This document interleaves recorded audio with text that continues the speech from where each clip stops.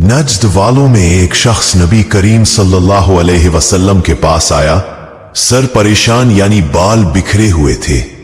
हम उसकी आवाज की भंभनाहट सुनते थे और हम समझ नहीं पा रहे थे कि वो क्या कह रहा है। यहां तक कि वो नजदीक आ पहुंचा जब मालूम हुआ कि वो इस्लाम के बारे में पूछ रहा है। नबी करीम सल्लल्लाहु अलैहि वसल्लम ने फरमाया कि इस्लाम दिन रात में 5 नमाजें पढ़ना है। उसने कहा, बस उसके सिवा तो और कोई नमाज मुझ पर नहीं। आप सल्लल्लाहु अलैहि वसल्लम ने फरमाया, नहीं मगर तू नफल पढ़े तो और बात है।